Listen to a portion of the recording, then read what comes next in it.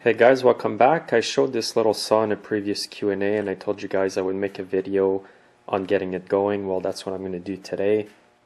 Now this saw's been sitting for a few years, it hasn't run, and it's got the same fuel in the gas tank. So definitely there could be issues with the fuel. So to get started, what I'm going to do is take the cover off, check for spark. Again, this procedure that I'm doing today will apply to any chainsaw that you may buy used that's not running. If you buy one at a yard sale or garage sale and it's not running, you can start by doing the same things. First of all, I'm going to use a T25 Torx screwdriver and remove the 3 screws that hold the cover. This is the only way I can access the spark plug.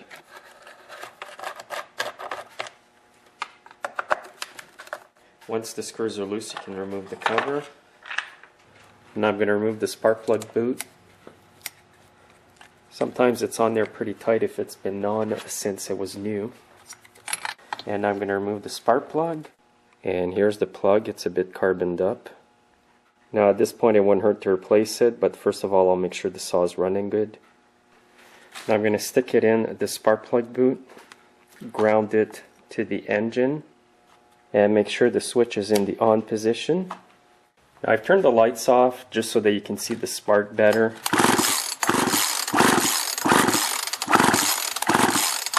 Now I'm just going to leave the plug on the side for now. And I've taken the muffler off so I can look at the piston and ring, and it looks in good condition.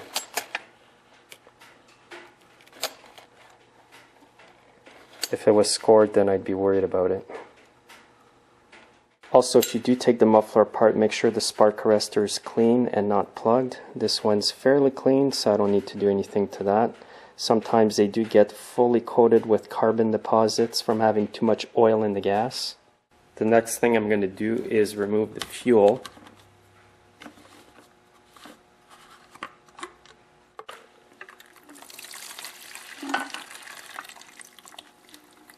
And look at that fuel, how brown that is. That's pretty bad. My container did have a bit of transmission oil before I dumped the gas in there, but the gas was already brown going into the container. Sometimes the filter breaks off the fuel line.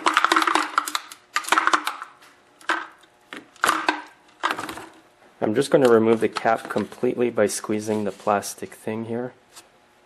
I'm going to try to get the filter to come out. There's the filter, and you can see the fuel line broke off the connector. There it is.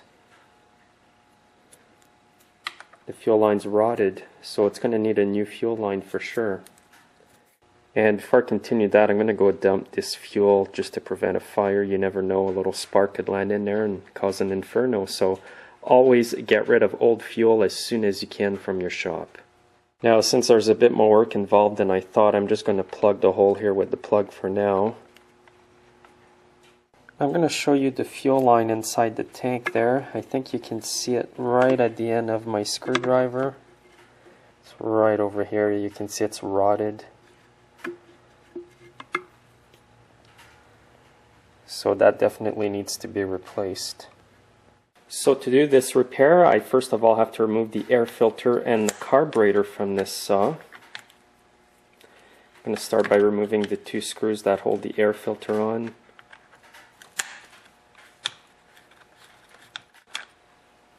Now you can use a 10mm wrench to remove the 2 nuts that hold the carburetor on.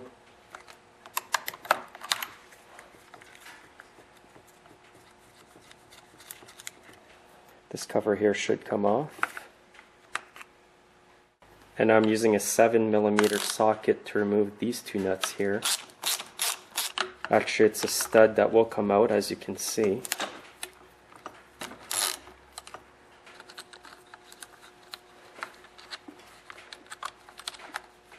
Now on this saw here, there's 2 Phillips screws here that hold the metal plate to the carb, so you have to remove these 2 screws.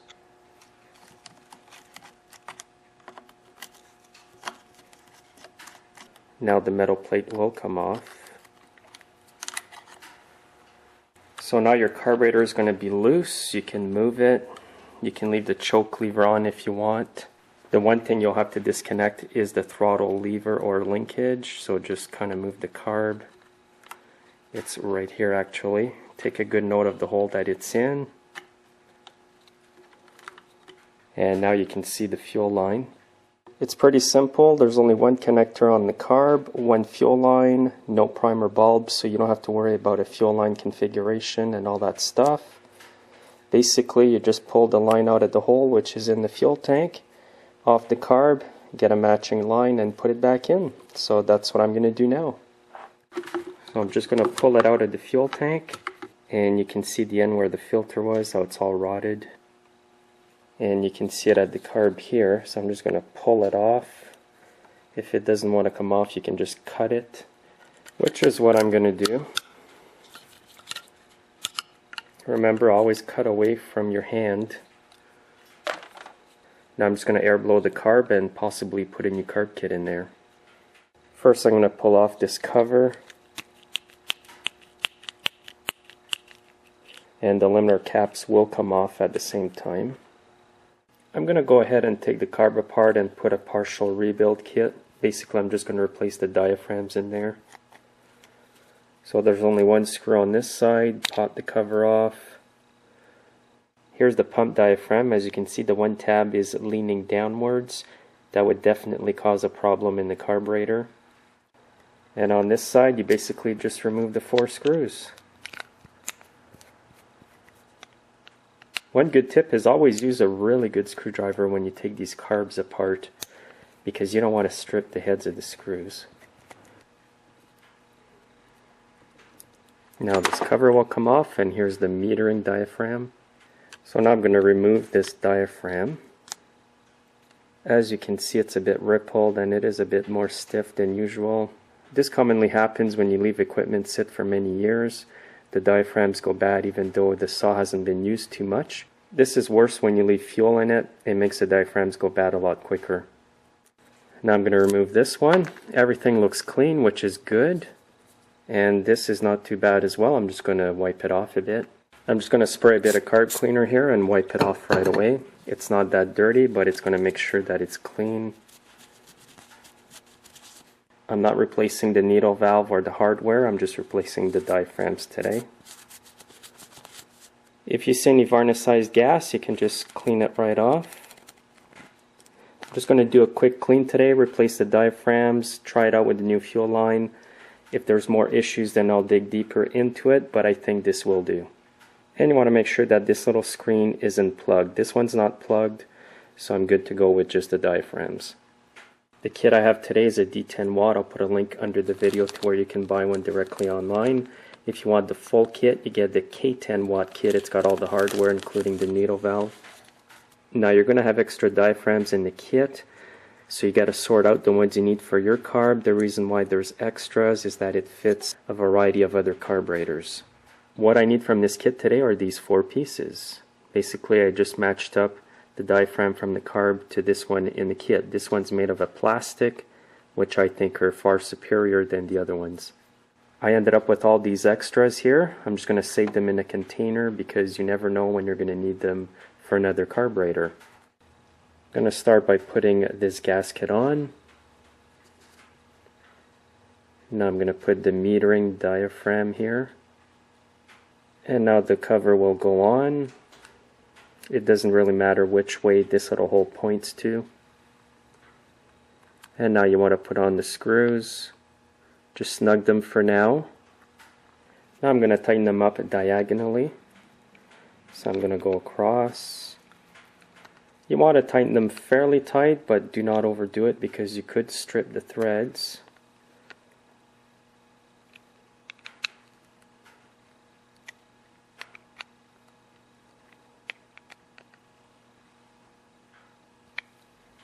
And I'll do the other side. You want to put the gasket on the cover. And now put the diaphragm on. And as you can see, it only fits on one way. Now you want to grab your carburetor. Always remember the screw goes on the side of the throttle lever here. Once you have the cover on properly, it's going to lock in there. Put the screw back on.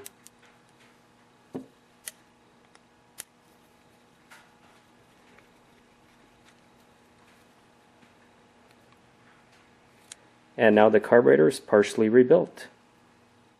So now I've got the fuel line ready. If you want to buy the exact fuel line for this, it's part number 5300 69247. I'm actually going to cut the line on an angle. This will make it a lot easier to get in the fuel tank hole. And you can spray a bit of lube where the fuel tank hole is. I'm going to insert the side of the line with the angle right into that little hole. Try to push it in by hand. If you can't, use some needle nose pliers. And I'm just going to grab it right here and help it along. It's not the easiest line to put in. Now I can see the fuel line coming out inside the fuel tank, so I'm going to reach in with a pair of needle nose pliers like this, grab it and pull it. Now I've pulled out the fuel line a bit more than what I need. I'm going to cut it straight, put a new fuel filter on, put it back in the tank, and adjust the fuel line length by pulling on the other side. The filter I'm using today is a small Weed Eater Poland fuel filter. It's the one with the smaller connector here. And this is the part number 5300 95646. Sometimes what I do is I heat the end of the fuel line with the heat gun and makes it soft, and the filter goes on much easier.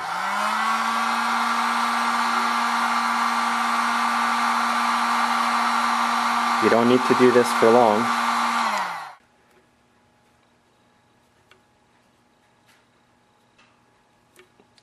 And you want to push it in as far as you can here.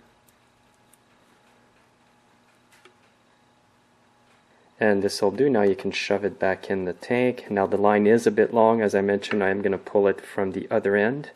This wasn't the actual fuel line for the saw. It's one that goes on it, but that's longer.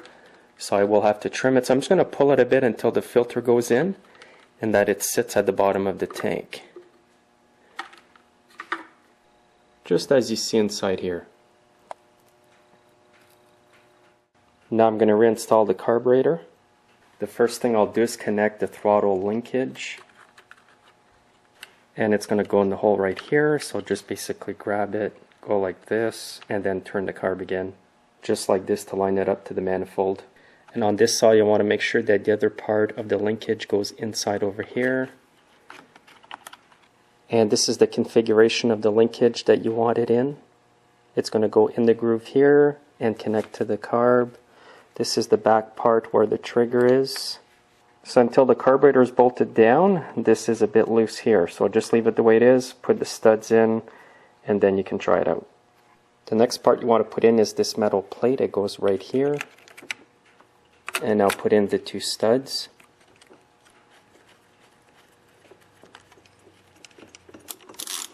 And I'll tighten them up evenly.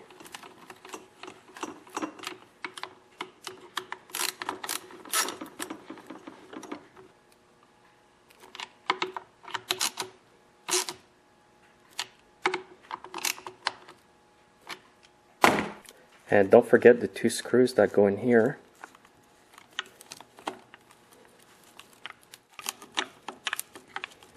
Now you want to make sure you've got your fuel line routed out of the way of all the mechanisms here on the choke. Now because my fuel line is much longer, I'm just going to have to trim it. So I'm going to cut it about here. Now because this line is so stiff, I am going to heat it up a little bit like I did previously. And it will be a bit hot when you do this, so just be careful. Now you don't always have to heat the fuel line, but this particular fuel line is a bit more stiff than the other ones I'm used to. Now I'm going to put in the gas cap like this. I'm going to fuel up the saw and try it out.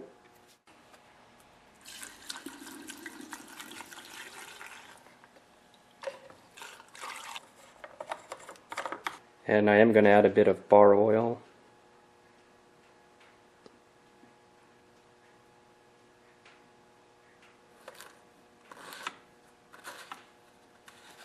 Now I'm going to tighten up the spark plug.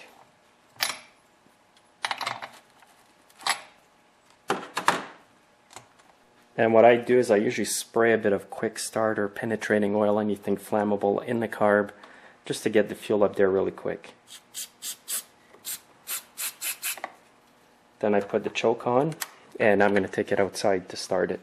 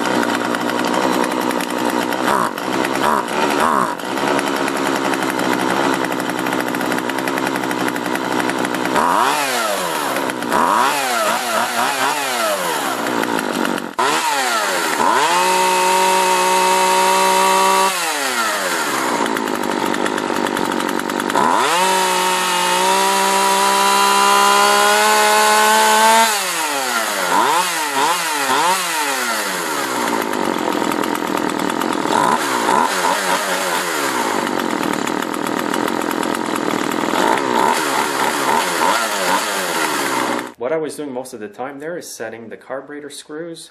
I'm going to show you exactly where they're set at, and it seems to run really good at this setting. Now your chainsaw may vary a little bit, but it shouldn't be too far off. I'm going to start with the L screw over here. I'll turn it in and we'll see exactly what it's set at. So half a turn, 1.5 turns, and just a bit over 1.5. So I'll go back and I'll set it back.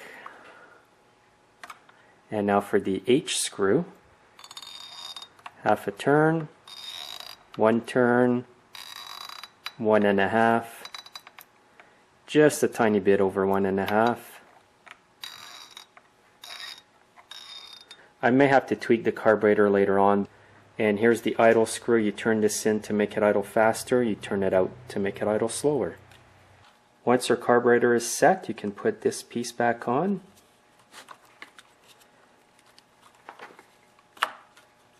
And you can put the screw limiters back on as well. So all you do with these is pop them back on the screws, but I'm going to leave them off for now. And I'm going to reinstall this plastic part here.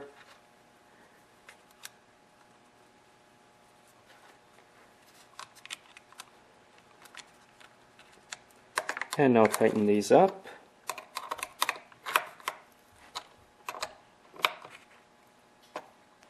And now you can install the air filter back on. And then tighten up the 2 screws.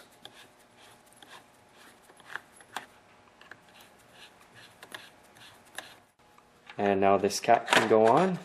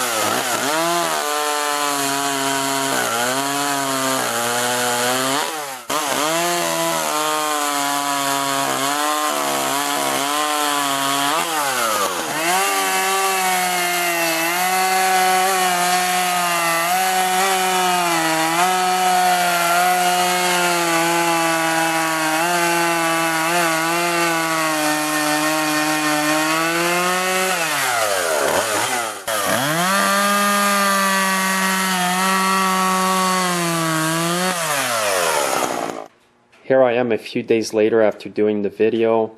I thought I would do a cold start and show you the exact carburetor settings again.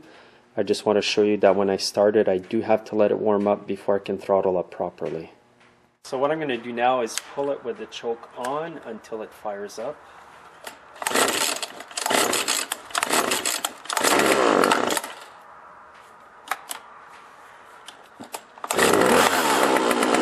Now the choke is off.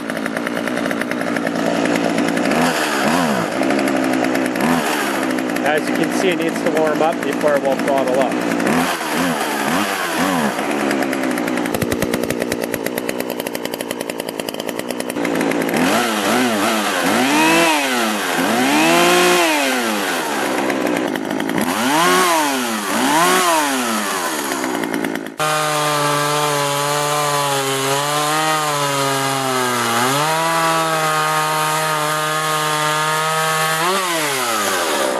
So I've got the settings good now.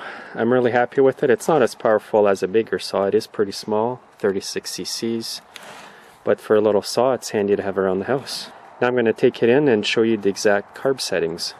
The reason I'm showing you this right now in addition to the rest of the video is because the next day I started the saw and I had to make a correction or turn out the screws a bit more on the saw for it to run properly.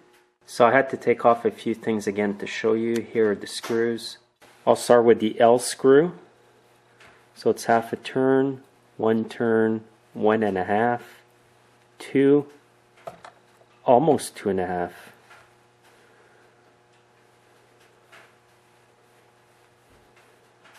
And the H screw, half a turn, 1 turn, 1.5. So a tiny bit over 1.5. Now it's really rare that I have to turn out the screws that much, but I do find on the small Husqvarnas like this, the older ones like this especially, and the Poland chainsaws, I do have to do that. On the larger saws, I rarely have to do that though. It just seems sometimes you have to turn them out extra. So the rule to having both screws turned out at 2 turns to start the initial setting may not apply to these little saws sometimes. If you still have problems with your saw starting at 2 turns out, then you might want to go just slightly out on the L screw. Sometimes when you get a used chainsaw like this, you can fix it fairly inexpensive like I did in this case, or sometimes it ends up not being worth it. You may realize that there's further issues with the saw, especially after you put a carb kit and you notice it still doesn't run properly. But fortunately today it runs good. I'm happy with it. This will give you an idea of what to look for when you get a saw that's been sitting for many years and hasn't run. Although what you may encounter may be different, it's going to give you an idea where to start. Feel free to comment as to your experiences when getting a used saw like this that hasn't ran for a while. Make sure to subscribe and I'll see you next time.